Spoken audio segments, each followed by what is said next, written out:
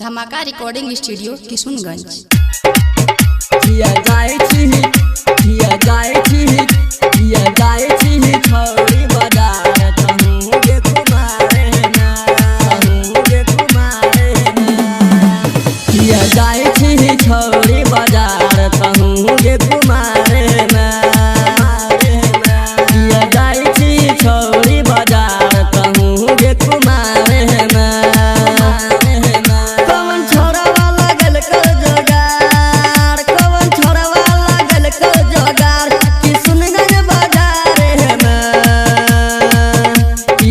छोड़ी बाजार कहूँ गे कुमारे में किया जाए गोरा की बाजार कहूँ गे कुमारे में डीजे सुमित सतीश रैमा किया जाए छोड़ी बाजार कहूँ गे कुमारे में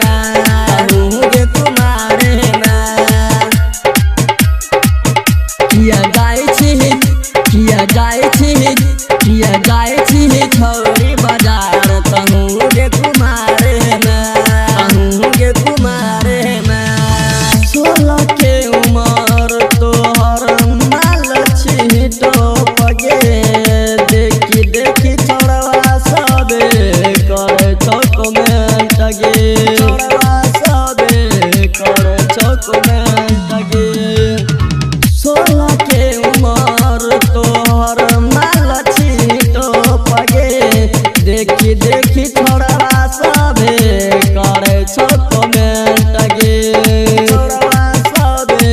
करे चौक में टगे कवन छोड़वा लगल कर जोगाड़ कवन छोड़वा लगल कर जोगाड़ ये छोड़िया बाजार ना किया जाए छोड़ी बाजार कहूँ गे कुमारे ना किया जाए गोरा की बाजार कहूँ गे कुमारे डीजे सुमित सतीश रैमा किया जाए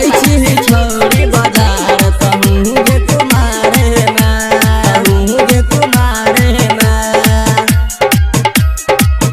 किया जाए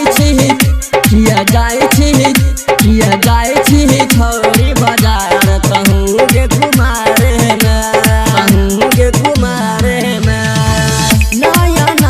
डर सपिन का करी इंतजार गे शंकर छोटू संगे करी टेम पास गे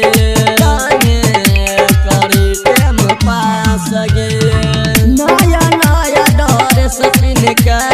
करी इंतजार गे शंकर छोटू संगे करी टेम पास गे कवन छोड़वा लगल कर जोगाड़ कवन छोड़वा लगल कर जोगाड़ ये छोड़िया बाजार ना किया जाए छोड़ी बाजार कहूँ गे कुमारे में किया जाए